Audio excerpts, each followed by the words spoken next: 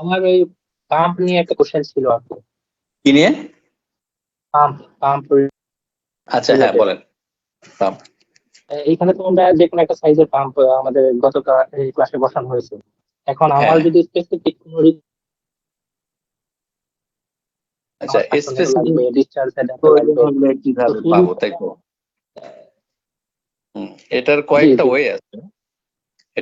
Way আছে। একটা হইলো আপনার অনলাইনে লাইব্রেরি সার্চ করা।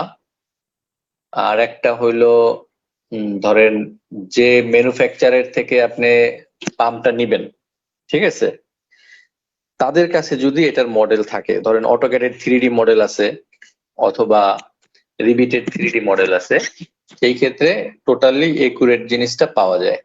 ঠিক আছে, আপনি মেবি যেটা দেখেন, আমি কিছু খোঁজার চেষ্টা করি পাম্প কিভাবে খোঁজা যায়। হ্যাঁ, এই ওয়েবসাইট গুলো আমি লিঙ্ক দিয়ে দেবো। এই ওয়েবসাইট গুলো আপনারা অ্যাকাউন্ট করে রাখবেন। যেমন বিএম স্টোর আছে, এয়ার ডিফিউজার, ট্রোক্স এর ওয়েবসাইট আছে, ম্যাগিক্যাড একটা ওয়েবসাইট আছে, তারপরে হলো আপনার বিম অবজেক্ট আছে। এগুলোর মধ্যে রিবিটের নানান টাইপের ফ্যামিলি পাওয়া যায়। ঠিক আছে, তখন আপনি নানান টাইপের ফ্যামিলি পাবেন। এখান থেকে আপনি সার্চ করে বের করতে পারবেন অনেকটা, যে কি মানে কোন কোন পাম্প আপনার দরকার। যেমন আমি ধরেন এই ম্যাগিক্যাডে যাচ্ছি, ঠিক আছে, এটাই যাচ্ছি। এখন এখানে আমার রেজিস্ট্রেশন করা আছে অলরেডি, আপনারা রেজিস্ট্রেশন করে নেবেন। রেজিস্ট্রেশন করতে অ্যাকচুয়ালি তেমন কিছুই লাগে না, তো আমার যেহেতু লগ ইন করা আছে আমি এটাই করে নিচ্ছি। আচ্ছা, হয়ে গেল। হ্যাঁ, এখন এখান থেকে আমি ম্যানুফ্যাকচারার, এখানে ম্যানুফ্যাকচারার দিয়ে সার্চ করা যায়। যদি আপনারা ম্যানুফ্যাকচারার জানেন যে আমার এই ম্যানুফ্যাকচারের পাম্প লাগবে, এখানে যদি থাকে তাহলে তো খুব ভালো। ঠিক আছে, তাহলে আপনারা একুরেটলি পেয়ে যাবেন। যেমন পাম্প ম্যাক্সিমাম ইউজ হয় কি, গ্র্যান্ড ফোর্সে একটা আছে, তাই না? জি গ্রান্ড ফোর্সের ইউজ করা হয় বেশি। এখানে গ্র্যান্ড ফোর্স নাই, তো দেখি আমি পাম্প দেখি। হ্যাঁ, এই পাম্প দিলাম। এখন দেখেন এখানে কিন্তু অনেক টাইপের পাম্প আছে। ঠিক আছে, সো এই একটা আছে, তারপরে আপনার এখানে কিছু আছে, এইটা আছে, এখানে অনেক ধরনের পাম্প আছে। ম্যাগিক্যাডের যে প্রবলেম, এখানে হলো রিবিট ভার্সন ফিক্সড করে দেওয়া। যেমন ধরেন আমি এইটা নিব। হ্যাঁ, এখানে দেখেন রিবিট, এখানে সে রিকোয়েস্ট করতে বলছে। আর এফ এ হলো আমাদের ফ্যামিলি টাইপ। এটা মেবি তখন আবার একটা টাকা চাবে, দেখি অন্য কোথায় আছে। এটা যদি দেখি, এটা হলো এটা 3D। হ্যাঁ, এখানে ডাউনলোড অপশন দিচ্ছে না। ডাউনলোড অপশন থাকে তো, এই যে রিকোয়েস্ট করতে বলতেছে, দেখি রিকোয়েস্ট দিলে কি হয়। এটাই। হ্যাঁ, এটা তো ছিল না, এইটা আর এফ এ রিকোয়েস্ট দিলাম আমি, আর এফ এ, দেন সাবমিট, এটা দিলাম। হ্যাঁ, দেখি তারপরে কি হয়, আমাকে কোনো মেইল দেয় কিনা সেই জিনিসটা দেখতে হবে। এটা দেখতে দেখতে আমরা আরো কিছু দেখি। এটা দেখি তো, জেনেরিক মডেল গেট অ্যাক্সেস, দেখি এখানে কি হয়। সে আবার, হ্যাঁ, এখন কি দেখা যাচ্ছে? তো ওরা মেবি এটা চেঞ্জ করছে, আগে খুব সহজে এটাই করা যেত। এখন দেখি অন্য যে ওয়েবসাইট আছে এগুলোর মধ্যে বিম স্টোর একটা ওয়েবসাইট আছে, এখানে এমএপির প্রোডাক্ট গুলো পাওয়া যায়। এখানে যে বাল্ব পাইপ এগুলো এখানে আছে। সো আমি এখানে ব্রাউজে যাব, লগ ইন করবো। সো এটা আমি লগ ইন করলাম, দেন ব্রাউজে গিয়ে আমি একটা সার্চ দেবো এখানে, যেমন পাম্প।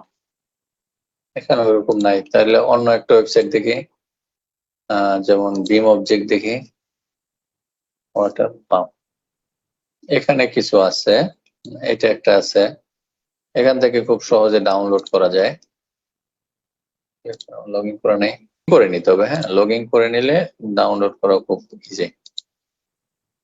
এখান থেকে ধরেন আমি ডাউনলোড দিলাম। এখানে ভার্সন দেখাচ্ছে কি কি নেব, আমি শুধু রিবিটটা নেব। হ্যাঁ, এই রিবিটটা নিলাম। এখানে কোথায় সেভ দেব এটা আসছে, সো আমি ধরেন এই জায়গাটায় দিলাম সেভ। ঠিক আছে, তাহলে এখন আমি দেখি রিবিট ওপেন করি একটা। এখন যাচ্ছি আবার পাম্পে, সো আমি এখন ফ্যামিলিটা ওপেন করব। হ্যাঁ, ওপেনে যাব, ওপেনে গিয়ে এখান থেকে আমি রাখছিলাম আমার ফ্যামিলির মধ্যে। এখানে হইলো এইটা একটা ছিল, এইটা একটা ছিল, এইটা মেবি আজকে ডাউনলোড করছি। হ্যাঁ, সো ওকে দেই। 20-এ আছে, এখন 22-এ আমার রিবিট যেহেতু এটা 22, এটা সে বলতেছে 22-এ আপডেট হবে। তো এটা হইলো, দেন এখান থেকে এটা একটু বাইরে বসাইলাম এই। ঠিক আছে, এইভাবে করে হলো খুঁজতে হবে। এবং কোম্পানির ম্যাক্সিমাম জায়গায় আপনার লাইব্রেরি থাকে যে কোথায় কি পাম্প ইউজ হবে, এগুলো লাইব্রেরি থাকে। সো ওখান থেকেও পাওয়া যায়, আর না হয় ওয়েবসাইটে একটু বিভিন্ন ওয়েবসাইট আছে, অথবা যদি ক্যাডের 3D পাওয়া যায়, ওই ক্যাড 3D থেকেও, বা যদি আপনার ধরেন সলিড ওয়ার্কের 3D পাওয়া যায়, ওইগুলো থেকেও রিবিটে কনভার্ট করে নেওয়া যায়। ঠিক আছে, দেখি সলিড ওয়ার্কস পাই কিনা। এই গ্রাফ ক্যাট একটা ওয়েবসাইট আছে, দেখি এটা যদি নেই। ভাই এর ফাঁকে একটু কথা বলে রাখি। হ্যাঁ বলেন। আহ, এইখানে কি শুধু আমরা মডেলিংটা করব, নাকি পাইপ সাইজের যে ক্যালকুলেশন এটাও রেভিট দিয়ে করা না, হবে? এখানে সাইজিংটা হলো আপনার ইঞ্জিনিয়ারিং পার্ট। ঠিক আছে, আমরা এখানে মূলত ড্রাফটিং পার্টটা শিখবো। রিবিটের সাইজ কিভাবে করা যায় বলতে, আপনার রিবিটের পাইপের সাইজ করবো, বাট আসলে সাইজের কত ওয়াটারের জন্য কত সাইজ লাগবে, ঠিক আছে, কত কনজাম্পশনের জন্য কত, ওই জিনিসটা আমরা এখানে শিখবো না। হ্যাঁ। আর এই যে সিস্টেম যেটা ওইটাতে হ্যাঁ, অটো সিএফএম এগুলো তো অটো ক্যালকুলেশন মনে হয় হয়ে যায়।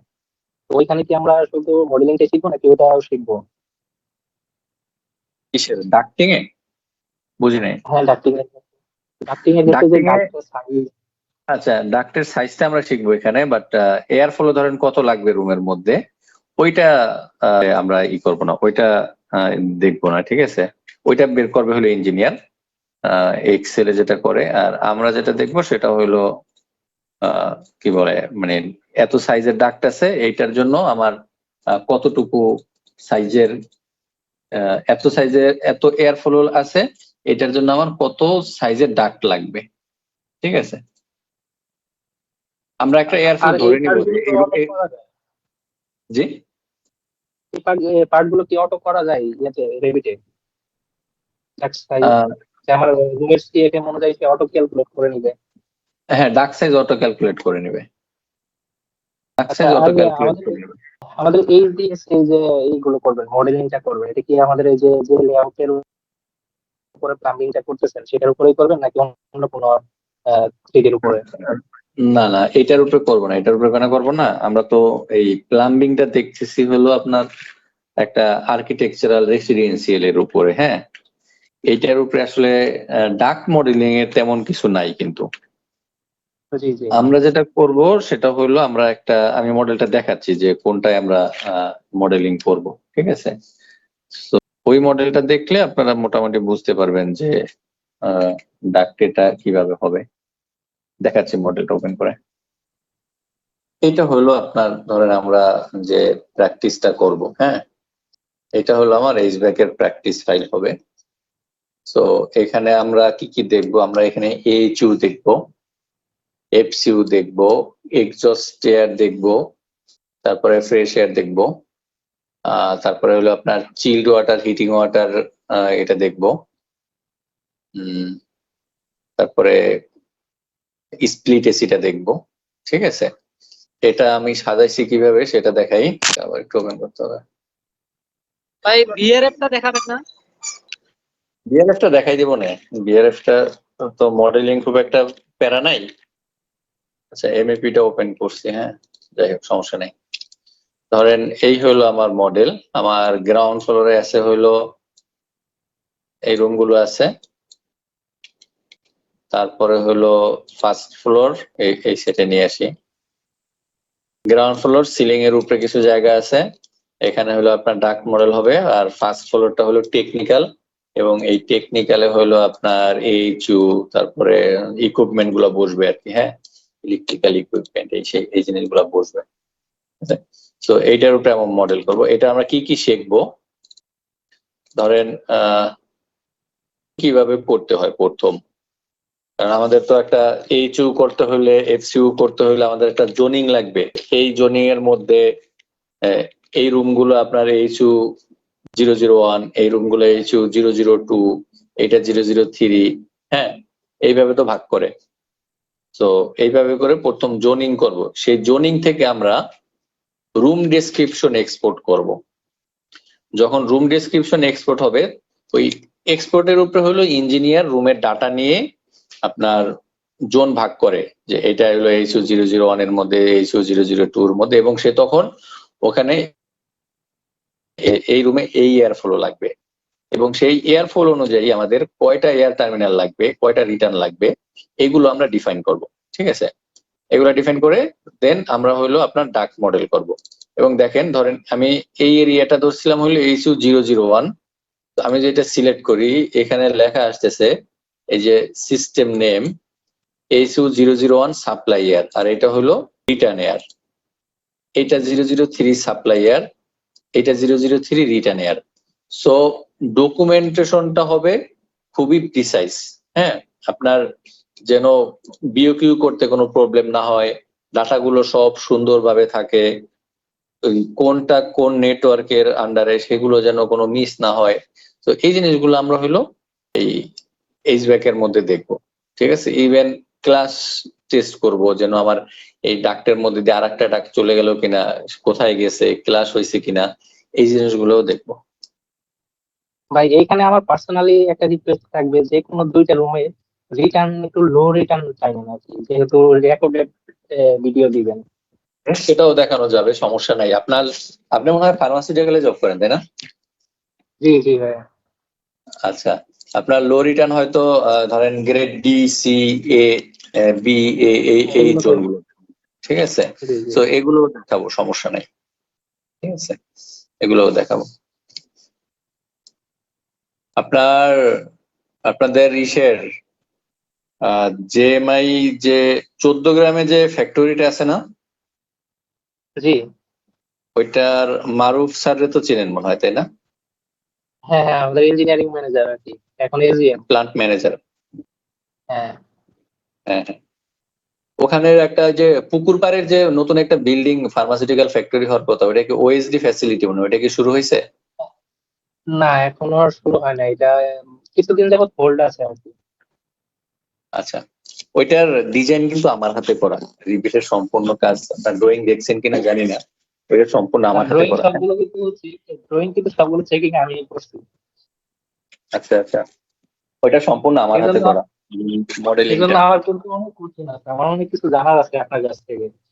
আচ্ছা আর ইভেন যখন আমি আপনার সাথে কথা বলছি শুরুর দিকে, তখন আপনার কথা সে বারবার হাইলাইট করছে, এবং আমি সেক্ষেত্রে আর্টিস্ট হচ্ছে বেশি আর কি, যে না আমি এখান থেকে একটা কম্প্যাক্ট প্যাকেজ আমি নিতে পারবো। আচ্ছা আচ্ছা, এখন দেখি, ধরেন আমরা একটা অটোক্যাডের একটা পাম্প নিয়ে কাজ করব, দেখি পারি কিনা। তাহলে আমার water pump 3D model graph কেটে যাচ্ছি, দেখি এখন এখান থেকে ডাউনলোড করা যায় কিনা। এইটা নিছিলাম, তাই না? তো ডাউনলোড 2 সেকেন্ড 1 সেকেন্ড। আচ্ছা, এই জায়গায় আমরা অটোক্যাডের একটা ফাইল মেবি ডাউনলোড হবে, দেখি অটোক্যাড থেকে কিভাবে ইসে নেওয়া যায়, ডাউনলোডটা হচ্ছে, রিবিটে নেওয়া যায়। কারণ আপনারা সব ফ্যামিলি যে অটোক্যাডে পাবেন তার কিন্তু কোনো গ্যারান্টি নাই, মানে রিবিটে পাবেন। সো কিছু জিনিস দেখা যাবে আপনি অটোক্যাডে সহজে পাচ্ছেন, সো এই অটোক্যাডের ফাইলটা কিভাবে রিবিটে কনভার্ট করা যায়, এই জিনিসটা শেখার আছে। হ্যাঁ, হয়ে গেল না, এটা অ্যাকচুয়ালি অটোক্যাড নাই, এটা আছে আইপিতে কি ফাইল, ইনভেন্টর পার্ট, আচ্ছা দেখি এটা থেকে কিছু করা যায় কিনা। এটা ক্লোজ হয়ে গেল। এটা নেই, এটা কি কি ফাইল আছে ফোল্ডারের মধ্যে? এসটিপি আছে, এসটিপি থেকে পাম্প করা যায়, সো এটা ডাউনলোড করি। এখান থেকে আমরা ধরেন একটা পাম্পের ফ্যামিলি তৈরি করব, আমরা অটোক্যাড ফাইল পাইছি বা অন্য কিছু, সেই ক্ষেত্রে আপনাদের কি করতে হবে, এখান থেকে নিউতে যেতে হবে। হ্যাঁ, তো যখন আমরা নিউতে যাব, এখানে আমরা ফ্যামিলি ক্যাটাগরি পাবো। তো পাম্পটা কি, পাম্পটা কিন্তু একটা মেকানিক্যাল ফ্যামিলি, রাইট? তাহলে আমাকে মেকানিক্যাল ফ্যামিলির টেমপ্লেট নিতে হবে।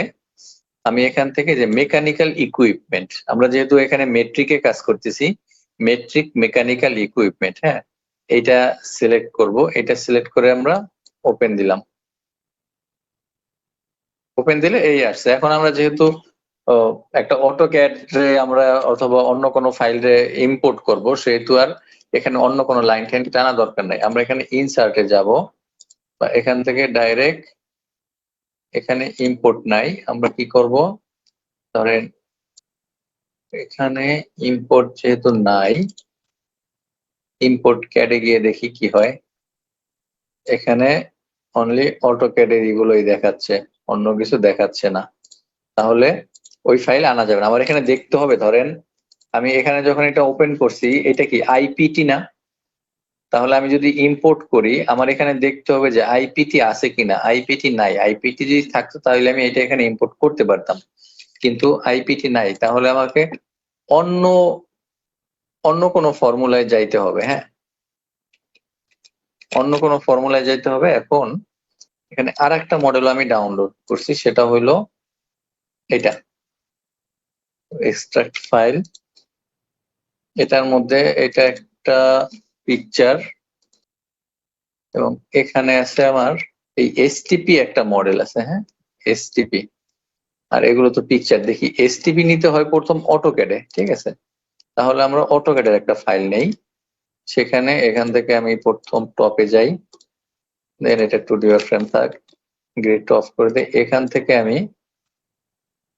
ইম্পোর্টে যাব, ইম্পোর্টে আদার্স ফরম্যাট,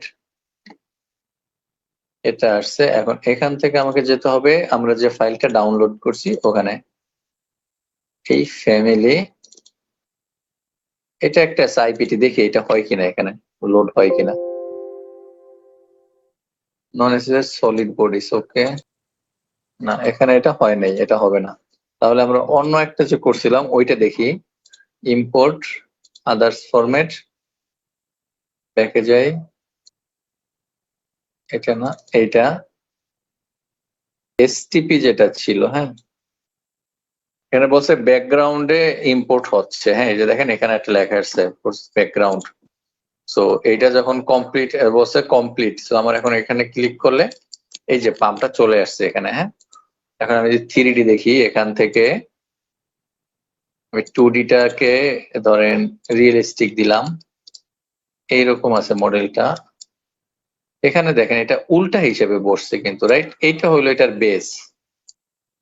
এটাকে কনসেপচুয়াল করি আর একটু ভালো। এইটা বেস, এইটা তো একটা সাংশন, তো আমার এইটা থাকবে নিচের দিকে, রাইট? এখানে যে টপ দেখা যাচ্ছে, আর এইটা টপ, এটা উল্টা আছে, তাইলে এটা আমাদের কি করতে হবে, রোটেট। রোটেট করে এটাকে আমার আগে ওরিয়েন্টেশনটা ঠিক করতে হবে। এই জন্য আমি এটা সিলেক্ট করলাম, দেন এখান থেকে আমি যাব রোটেটে। তাহলে এখান থেকে আমাকে 3D মডেলিং এ যেতে হবে। সিলেক্ট করলাম, সিলেক্ট করে আমি এখন রোটেটটা এইভাবে আসছে 3D রোটেট। এটা সিলেক্ট করে আমি 90, এখন অর্ধেক হয়েছে, আরো অর্ধেক লাগবে, তো 80। এখান থেকে 90। এখন আমার ওরিয়েন্টেশনটা ঠিক আছে, রাইট? এই যে টপ এবং টপ, আর এটা হলে, তো এইটাকে আমরা কি করতে হবে, এখন এইটাকে একটা সেভ দিতে হবে অটোক্যাড ফরম্যাটে। হ্যাঁ, এখান থেকে আমি আবার আপনাদের ফ্যামিলিতে চলে যাই, ধরেন ওয়াটার পাম্প লিখে আমি একটা অটোক্যাড ফাইল রেডি করতেছি। অটোক্যাড ফাইলটা রেডি হয়ে গেছে। এখানে যদি যাই, ফ্যামিলি, এই যে ওয়াটার পাম্প, ঠিক আছে।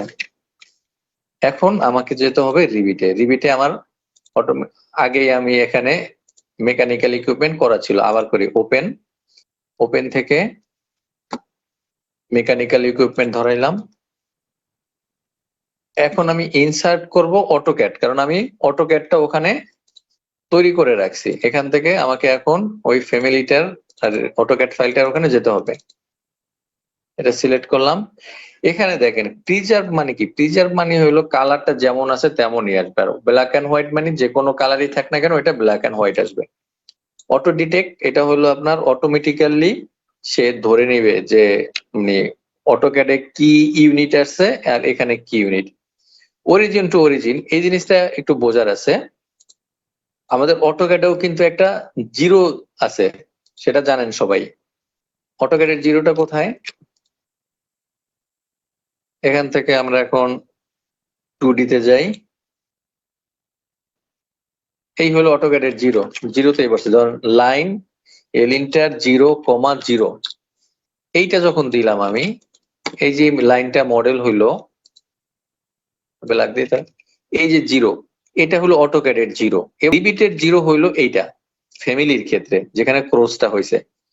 তাহলে কি হবে, আমি যদি এখন ইম্পোর্ট যাই ওয়াটার ফ্যামিলি, এটা internal origin to internal origin, ঠিক আছে। এটা অরিজিনটা ওকে দেই, ওপেন। দেখেন এক্স্যাক্টলি সেই মিডলটাই বসছে। কিন্তু এটা না করে আমার যদি ধরেন এই 0 থেকে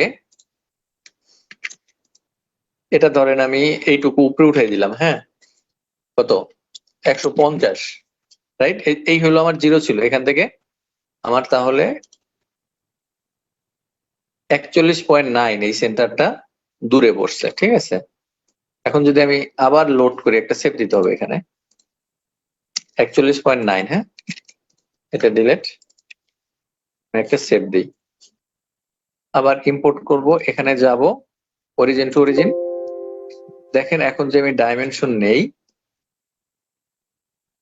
41.9 মানে 42, এটা সিলেক্ট করে যে 41.9 আসছে।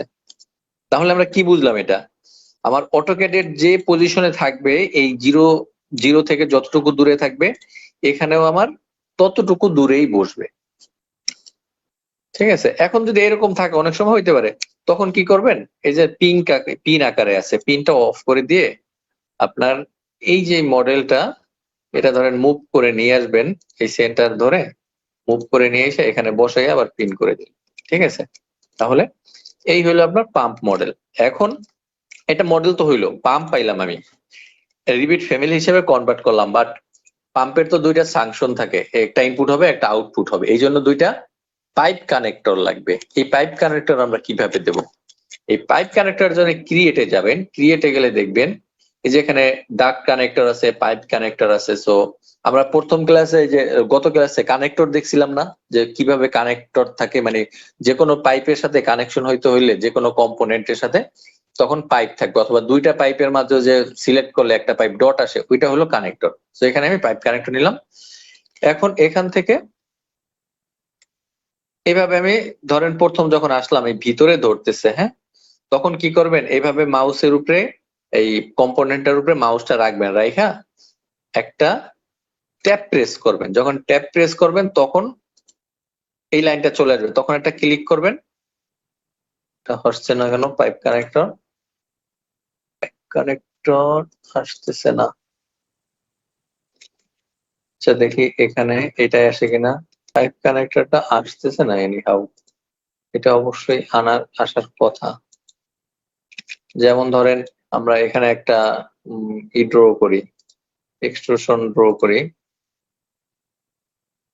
এটা ড্র করলাম। সো আমি যদি এখন এখানে গিয়ে কানেক্টর দিই, দেখেন এই যে একটা পাইপ কানেক্টর আসছে, ঠিক আছে। সেম ভাবে এইটার উপরেও আসার কথা। এটা এমন হইতে পারে যে এই যে সারফেসটা এটা একুরেটলি আপনার হয় নাই, ওরা যখন অটোক্যাডে মডেল করছে একুরেটলি মডেল করতে পারে নাই, একটু বাঁকা তেরা হয়েছে কোনোভাবে, দ্যাটস ওয়াই এরকম আসতেছে। তো এরকম যদি হয়, আমরা মানে ইনিশিয়াল স্টেজ পার করার জন্য আমরা আশেপাশের অন্য জিনিস করবো, যে অন্য কোথাও দেয়া যায় কিনা, কোথাও নিচ্ছে না, সেই ক্ষেত্রে আমরা যদি ধরেন এইটাকে এখানে নিয়ে আসি, এটা নিচ্ছে না, এই জন্যই প্রবলেমটা হয়েছে। যেভাবে মডেলটা করছে একুরেটলি হয় নাই। এই রাখলাম, এটার সাইজ দিলাম হলো 12.5 অর্থাৎ 25 দিলাম, এই করে দিলাম। এখন যদি এখানে একটা কানেক্টর দেই, এবার নিচে। সো এই কানেক্টর যে হবে পাইপে, পাইপের রেডিয়াস বা ডায়ামিটার কত হবে?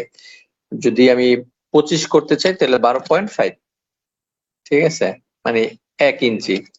সেম ভাবে এই সেটে একটা হবে। তো এখন যদি আমি এটাকে একটা রিনেম করি, ধরেন একটা নাম দেই, আমি এই ফ্যামিলির মধ্যেই রাখি, ওয়াটার পাম্প অন থাকবে। ওকে, এখন আমি এটা এখান থেকে, এখানে বলতেছে দেখেন এই লোড ইনটু প্রজেক্ট দেবো, হ্যাঁ, no open project to load family into, কারণ আমার এখানে কোনো প্রজেক্ট ওপেন নাই, যার কারণে ফ্যামিলি সে এখানে ইনপুট করতে পারবে না। তাহলে আমার কি করতে হবে? প্রজেক্ট ওপেন করতে হবে। আমি আমার প্রজেক্ট ওপেন করি, এমএপিটা ওপেন করলাম। এখন আমি এটাকে একটা নাম দিয়েছিলাম তো, ওয়াটার পাম্প। এখন লোড ইনটু প্রজেক্ট দেবো, দেখেন এখন চলে আসছে। এখন যদি বসাই, আমি এই আউটসাইডে বসাইলাম, এই যে পাম্পটা এখানে বসছে, ঠিক আছে। এইভাবে করে আপনার অটোক্যাড থেকেও রিবিটে কনভার্ট করা যায়, অথবা সলিডওয়ার্ক থেকেও। সলিডওয়ার্কের ফাইলটা প্রথম অটোক্যাডে মুভ করতে হবে, দেন অটোক্যাড থেকে আপনার রিবিটে আনতে হবে। এই আইডিটা ক্লিয়ার হয়েছে? জি ভাই, ক্লিয়ার। তার মানে যে কোনো ফাইল আমরা প্রথমে অটোকেটে নিয়ে আসবো, দেন রেভিটে নিয়ে আসবো। যদি আপনার রিবিটে সরাসরি না পান, ঠিক আছে, সেই ক্ষেত্রে আপনাকে অটোক্যাডে আনতে হবে। ইনসার্টে যাবেন, ইনসার্টে গেলে দেখেন এখানে আইএফসি করা আনা যায়, তারপরে এই ইম্পোর্ট ক্যাট, ঠিক আছে, এইগুলো আনা যায় কিছু। সো এর বাইরে যদি কিছু থাকে তখন আপনাকে অটোক্যাড থেকে অটোক্যাডে কনভার্ট করে দেন অটোক্যাডটাকে রিবিটে এনে রিবিট ফ্যামিলিতে কনভার্ট করে নেবেন। ওকে, আর কার কি কোশ্চেন বলেন? কালকে একটু ডিসিপ্লিন নিয়ে কথা হয়েছিল, হ্যাঁ, গ্রুপে, সেই জিনিসটা আর একটু ক্লিয়ার করে দেই। যেমন ধরেন আমার লেভেল একটা বা যে কোনো লেভেলের টাইপের ড্রয়িং হয়, রাইট? যেমন ধরেন আপনার যদি আর্কিটেকচারালের কথা চিন্তা করি, আমার আর্কিটেকচারের মধ্যে কি কি হইতে পারে? একটা লেআউট। তো যদি 10টা লেভেল থাকে একটা বিল্ডিং এর, 10টা লেআউট হবে। ওই 10টা লেভেলের আবার 10টা ডাইমেনশনের জন্য আলাদা ভিউ হবে। যদি ফ্যাক্টরি হয় তাহলে হয়তো সিলিং হাইটের জন্য আলাদা ভিউ হবে, ফ্লোর ফিনিশের জন্য আলাদা ভিউ হবে, সিলিং ফিনিশের জন্য আলাদা ভিউ হবে, ঠিক আছে। এখানে তাহলে আমি ধরেন এই ফাইলটা ক্লোজ করে দিই, ক্লোজ করে আমি আর্কিটেকচারাল ফাইলটা ওপেন করি আমার এইটা, হ্যাঁ।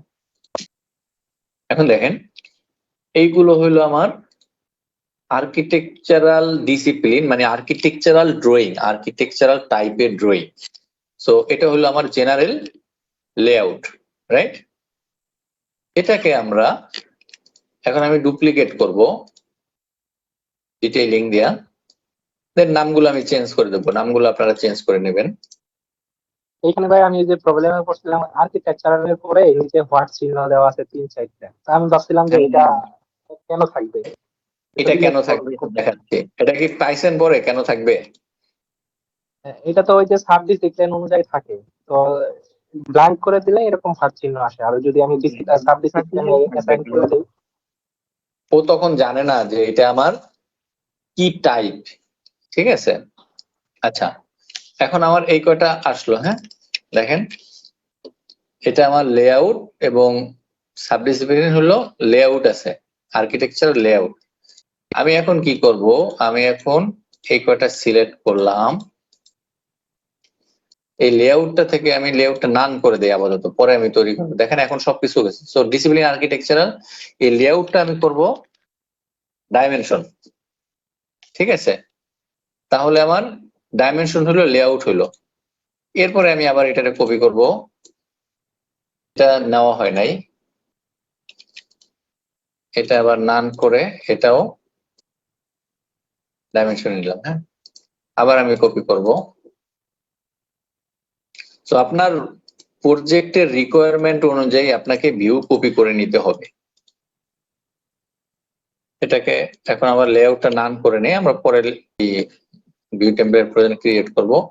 দেন এখন এখানে লেআউটের জায়গায় ধরেন রুম হাইট, এখন যদি কলাপস করে দিই, দেখেন ভিউতে প্লাস ক্লিক করলাম আর্কিটেকচারের মধ্যে, এইগুলো আসলে কি হয়েছে, এইগুলো দেখেন এগুলোর কোনো ডিসিপ্লিন নাই, ব্ল্যাঙ্ক, এই জন্য হলো এখানে এই চেক মার্ক, এই কোশ্চেন মার্ক আসছে। যদি এইগুলোর মধ্যে আমি এই আর্কিটেকচারের জায়গায় ধরেন এখানে কিছু একটা লিখে দেই, তখন আর এই চিহ্নটা থাকবে না, ঠিক আছে। এটা হলো যে আমার সাবডিসিপ্লিন কি, আমার এখানে যেহেতু ব্ল্যাঙ্ক এই জন্য সাবডিসিপ্লিন এখানে ব্ল্যাঙ্ক দেখাচ্ছে। তো এটা ফরগেট আপাতত। এখন আমার ডাইমেনশন হইলো, রুম হাইট হইলো, লেআউট হলো, রুম হাইট হলো, এইভাবে করে তো অনেক টাইপের ড্রয়িং হইতে পারে, ফার্নিচার লেআউট হইতে পারে, ফ্লোর ফিনিশ হইতে পারে, সিলিং ফিনিশ হইতে পারে, ঠিক আছে। তারপরে আপনার ধরেন কি টাইপের ওয়াল সেটাও দেখা যায়, দেয়া যায় আপনার বিভিন্ন ধরনের লিজেন্ড ইউজ করে। এরকম প্রত্যেকটা সিস্টেমের এইচব্যাক অর্থাৎ মেকানিক্যালেরও কিন্তু অনেক কিছু হইতে পারে, যেমন ধরেন এয়ার টার্মিনালের একটা ভিউ হইতে পারে, লো রিটার্নের একটা ভিউ হইতে পারে, তারপরে সিলিং এলিমেন্ট যেখানে লাইট থাকবে এবং এয়ার টার্মিনাল থাকবে, দুইটাই থাকবে, ওইটার একটা ভিউ হবে, অল ডাক্টিং এর একটা, ঠিক আছে। এইভাবে করে হলো আপনার সাবডিসিপ্লিন এবং ডিসিপ্লিনের কম্বিনেশনে ড্রয়িংটা সুন্দরভাবে সাজানো হয়। এখন আমি সহজেই কিন্তু এখানে যদি বলে লেভেল 2 সেকেন্ড ফ্লোরের রুম হাইটের ড্রয়িংটা বের করো, তো আমি এখানে একটা প্লাস ক্লিক করব, আর্কিটেকচারে গেলাম, রুম হাইটে গেলাম, ফ্লোরে গেলাম, এই হলো সেকেন্ড ফ্লোর। আমি এটার মধ্যে সহজে চলে যেতে পারতেছি, মানে জিনিসটা অনেক সাজানো রইলো।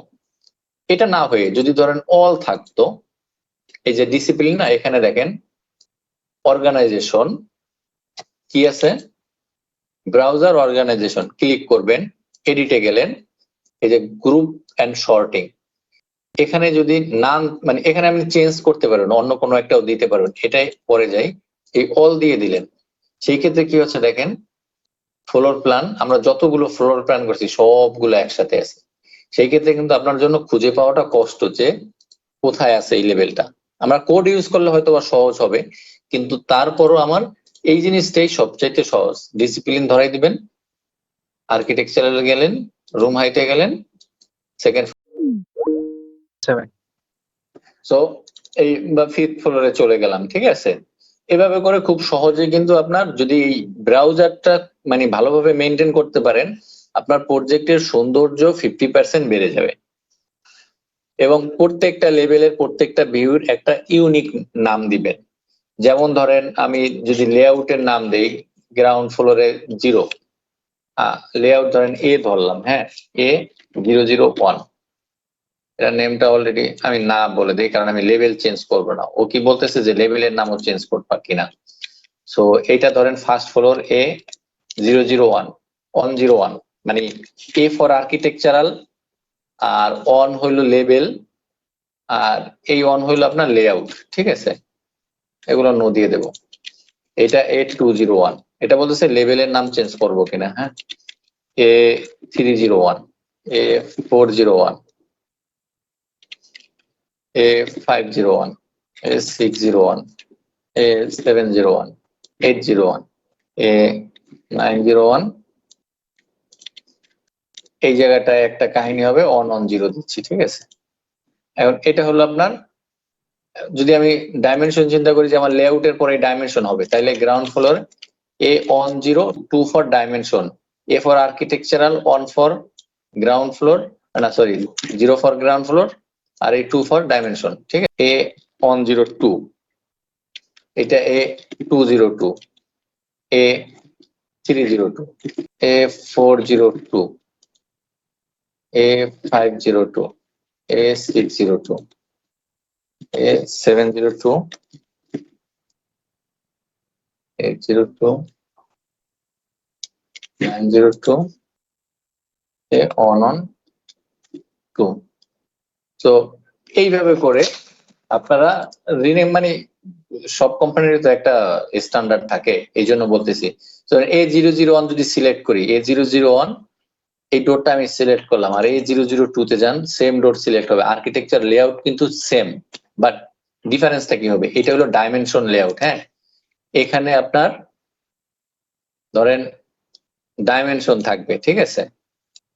আমি যদি এই রুমটার ডাইমেনশন দেই, ধরেন এই রুমটার ডাইমেনশন এই 001-এ দেখেন এখানে কিন্তু ডাইমেনশন আসবে না, বা আমরা চাইলে লেআউট থেকে এই অ্যানোটেশনে গিয়ে এই যে ডাইমেনশনটা অফ করে দেই, সেই ক্ষেত্রে এখানে আর কোনো ডাইমেনশন দেয়াই যাবে না, শোই করবে না।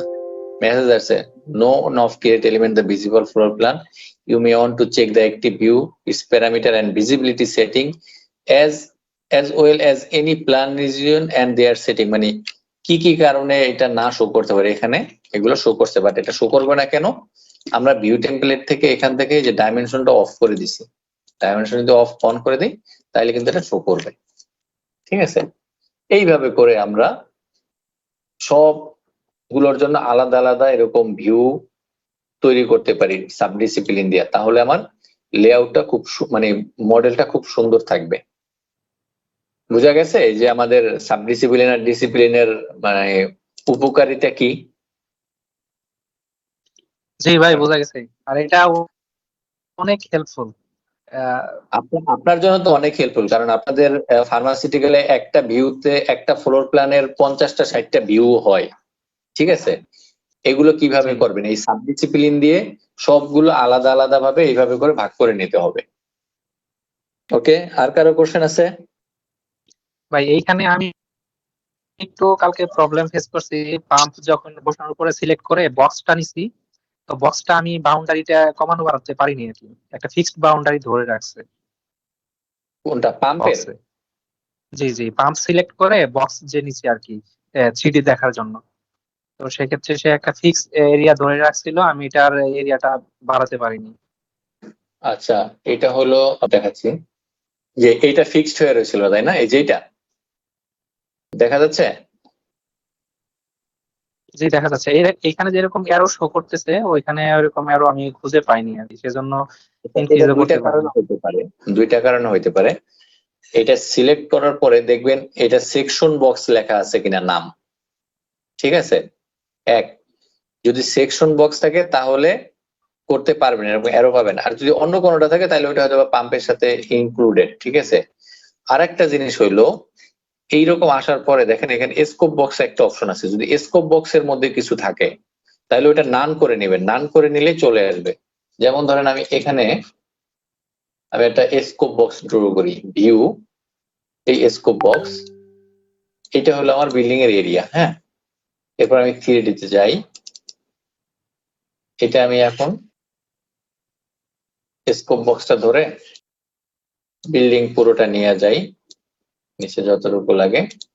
এখন এই স্কোপ বক্সটা আমি এখানে ধরাই দেবো, এটার একটা নাম দিই, যেমন ফুল নাম বিল্ডিং, ঠিক আছে। এখন আমি এই ভিউতে আইসা এখানে সেকশন চেক মার্ক করা আছে, স্কোপ বক্সের জায়গায় আমি বিল্ডিংটা সিলেক্ট করে দেই, দেখেন এই যে চলে আসছে। এখন এটা ধরার পরেও সেকশন বক্স আসবে, কিন্তু ওই অ্যারো গুলো আসবে না, কারণ অ্যারোটা আমি এখান থেকে স্কোপ বক্সের সাথে ফিক্সড হয়ে গেছে। আমার এটা তখন নান করতে হবে, যখন আমি নান করব তখন আমি স্কোপ বক্স, তখন আমি স্কোপ বক্সটা ধরেন এখন হাইড করে দেই, ইএস দিয়ে হাইড করে দিচ্ছি। এখন আমি চাইলে এটা কমাইতে বাড়াইতে পারবো। Clear idea? জি জি, সম্ভবত এই ধরনের কিছু হয়েছিল আর কি। আচ্ছা বাপ্পি বলেন, বাপ্পির মাইক্রোফোন অফ। আচ্ছা শাওন বলেন। ভাইয়া, আচ্ছা আমাদের তো লাইভ ক্লাস গুলো হচ্ছে আমাদের দেওয়া থাকবে, এবার হচ্ছে আমাদের না, আমাদের যে ওয়েবসাইট আছে। হ্যাঁ, লাইভ ক্লাসগুলো ওয়েবসাইটে দেওয়া থাকবে। এটা আমি ধরেন আজকে আর কালকের মধ্যে ভালোভাবে তৈরি করে ওইটা আপলোড করে দিব, ওখান থেকে দেখবেন। আর এই ক্লাসটাও সাপোর্টিং হিসেবে থাকবে, কারণ এখানে আমরা লাইভ প্রবলেম সলভিং শিখতেছি। যেমন ধরেন এই যে ভিউটা কিভাবে সাজাবো এই জিনিসটা শিখলাম, এখানে এই সেকশন বক্সটা কিভাবে কাজ করে, ঠিক আছে, একটা স্কোপ বক্স কিভাবে টানতেছে, এগুলো দেখলাম। সো এই জিনিসগুলো হলো এখানে থাকবে, এটা একটা সাপোর্টিং ক্লাস হিসেবে থাকবে, ঠিক আছে। ওইটা জিজ্ঞেস করতে চাচ্ছিলাম ভাই, আমাদের যে ওয়েবসাইটের যে প্যাটার্নটা আছে, যে শিডিউল গুলো আছে, ওই শিডিউল গুলোর মধ্যে তো ঢুকে আমরা আগে ক্লাসগুলো দেখতে পাচ্ছিলাম। তো আমাদের কি এখন ওই ক্লাস প্যাটার্নের মধ্যে কি আরেকটা নতুন কিছু অ্যাড হবে, যেখানে আমরা ঢুকে হচ্ছে লাইভ ক্লাসগুলো দেখবো, নাকি শিডিউল ক্লাসগুলো দেখবো? না, ওখানে শিডিউল ক্লাস থাকবে। এটা মেবি আমরা আপনার করব ওই ইউটিউবে করে আপনাদের আলাদাভাবে ও লিংক আচ্ছা দেওয়া হবে। কারণ না হয় ওয়েবসাইটটা অনেক ভারী হয়ে যায়, তখন আবার ওয়েবসাইটটা মেনটেন করতে প্রবলেম হয়ে যায়। ঠিক আছে আচ্ছা, ঠিক আছে, ওকে। বাপ্পি? আমার প্রবলেম হয়েছিল, আপনার হলো আমি সিলেক্ট করছিলাম হলো আপনার হলো স্ট্যান্ডার্ড পাইপ, কিন্তু ওইখানে আমার পিভিসি পাইপ লাগবে। আমি তো ড্রয়িং করে ফেলছি, তো এখন কি এটা পুরোটা ধরে চেঞ্জ করা যাবে, পিভিসি তে আনা যাবে? আচ্ছা, ভালো একটা কোশ্চেন করছেন। এটার কিছু সিস্টেম আছে। হ্যাঁ, আমি এটা ওপেন করি, আমার মডেলটা ওপেন করি। তো ধরেন আমি এখানে এই স্ট্যান্ডার্ড নিয়ে আমি কিছু পাইপ মডেল করি। ঠিক আছে, এটার ফিটিং গুলো তো অন্যরকম। এখন আমাকে এটা পিভিসি তে নিতে হবে, রাইট? কি করবেন, এই পুরো পাইপ সিস্টেমটা সিলেক্ট করবেন, সিলেক্ট করে 3D তে যাবেন। এটা দিয়ে আসলো, এখান থেকে এই যে চশমা, এখান থেকে আইসোলেট এলিমেন্ট, এটা ক্লিক করবেন। এরপরে যেটা করবেন, এখান থেকে আবার সব সিলেক্ট করে ফিল্টারে যাবেন। সব সিলেক্ট করে ফিল্টারে গিয়ে ফিটিংটা বাদ দিবেন। ওকে, এই পাইপগুলো সিলেক্ট হয়েছে। হ্যাঁ, পাইপগুলো সিলেক্ট হওয়ার পরে এখন এখান থেকে আপনি পিভিসি করে দিলেন, কিন্তু ফিটিং তো চেঞ্জ হয় নাই এখনো। তাহলে এখন আপনার কাজ হলে ফিটিংটা ডিলিট করবেন, অথবা ফিটিংটা সিলেক্ট করে এখান থেকে যে পিভিসি সিলেক্ট করে দিবেন। সো যদি এরকম হয় যে আপনার এটা সুবিধা, তাহলে আপনি এইভাবে চেঞ্জ করতে পারেন, অথবা এটা আপনি ডিলিট করে দিবেন। ডিলিট করে দিয়ে আবার নতুন করে এখানে করে দিবেন। এই জায়গাটায় কি করবেন, ধরেন আবার সেম ভাবে এটা ডিলিট করে দিলেন, এটার সাথে এটা ট্রিম করে দিলেন। এই একটা কাপলিং আসতেছে, দেন এখান থেকে আবার এটা কানেকশন দিয়ে দিলেন, এটা চলে আসলো। এইভাবে করে আপনাকে এখন সমাধানটা করতে হবে। ঠিক আছে, একটু ম্যানুয়ালি এখন যেতে হবে, কারণ যেহেতু মডেল করে ফেলছেন অলরেডি। ঠিক আছে, তাকে আর কিছু করার নাই। অথবা এখান থেকে ধরে যে কয়টা টি আছে, রাইট বাটন ক্লিক করবেন, সিলেক্ট সিমিলার দিয়ে এখান থেকে গিয়া এই পিভিসি সেটিংটা ধরাই দেবেন। এইভাবে করে আপনারা এই মানে আগে মডেল করা হয়ে গেলে তখন চেঞ্জ করতে পারবেন। ওকে, আর কারো কোনো কোশ্চেন? ভাই আপনার হলো এই আরেকটা জিনিস হলো যে পাম্পটা আপনি খুব সহজে মানে রোটেট করতে পারতেছেন, এটা মানে কি ক্লিক করলে? পাম্প রোটেট হচ্ছে না? কিন্তু আপনি দেখলাম তাহলে মানে শর্টকাট আছে যে আপনি ক্লিক করলে রোটেট হচ্ছে অটোমেটিক, মানে রোটেট হবে, আপনি এক ক্লিকে একবার রোটেট হবে 90 ডিগ্রি।